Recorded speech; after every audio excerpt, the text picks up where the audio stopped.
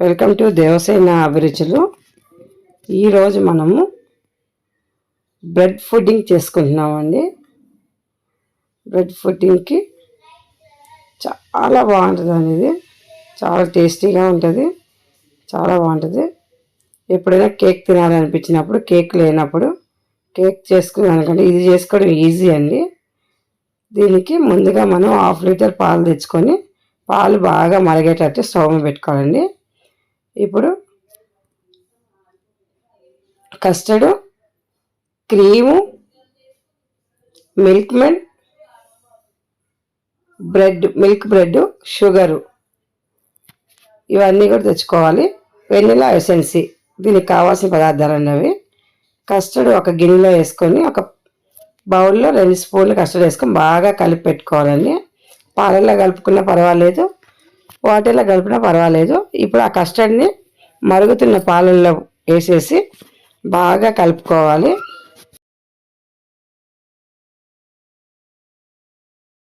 అడుగంటకుండా ఉండాలంటే కలుపుతూనే ఉండాలి. ఒక 4 డ్రాప్స్ వెనిలా ఎసెన్స్ వేసుకోవాలండి కస్టర్డ్లో. ఈ విధంగా బాగా కలిపేసేసి ఇది చూడండి అయిపోయింది. కస్టర్డ్ గట్టిగా అయిందండి. తీసి పక్కన పెట్టేసుకుందాము. కస్టర్డ్ చల్లారేలోపు ఇప్పుడు మనం ఒక బౌల్లో క్రీమ్, ఒక 2 చెంచాలు క్రీమ్ వేసుకుంటున్నాము. 1 చెంచా నిండా మిల్క్ మేడ్, చాలా టేస్టీగా ఉంటుందండి ఇది మిల్క్ మేడ్. ఇందులోనే ఒక 2 డ్రాప్స్ వెనిలా ఎసెన్స్ వేసుకొని బాగా కలిపి పెట్టుకోవాలండి. ఈ మొత్తం కూడా క్రీమ్ అవన్నీ కలుసుకొని కలిపి పెట్టేసుకోవాలి. ఇప్పుడు బ్రెడ్ని 4 వైపులా కూడా ఎడ్జ్లు అన్నీ తీసేసేయాలండి. చూడండి ఈ విధంగా కట్ చేసి పక్కన పెట్టుకోవాలి. ఇప్పుడు ఒక బౌల్ తీసుకొని, పెద్ద బౌలు, మీ దగ్గర ఏ షేప్ అయినా పర్వాలేదండి.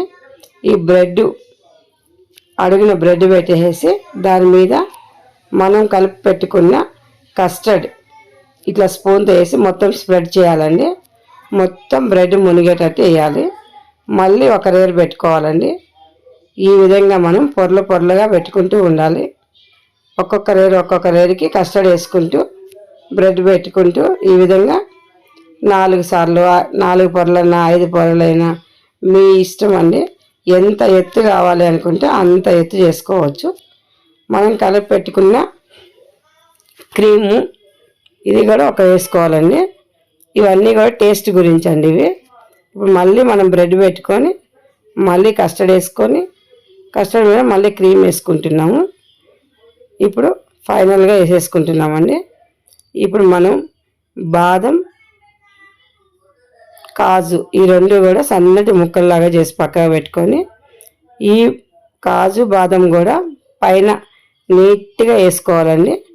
ఈ విధంగా మొత్తం మనం చేసిన బ్రెడ్ పుడ్డింగ్ మీద వేసేసుకుంటే చూడ్డానికి చాలా కలర్ఫుల్గా ఉంటుంది, చాలా టేస్టీగా ఉంటుందండి. చాలా హెల్దీ కూడా ఇది. ఇందులో ఏమి తిననాటు అనేటివి ఏమీ లేవండి. అన్నీ బలమైన ఫుడ్ అండి ఇది. మిల్క్ కానీ, బాదం, కాజు, కస్టర్డ్ కానీ, మిల్క్ మేడ్ అన్నీ మంచివేనండి ఇవన్నీ.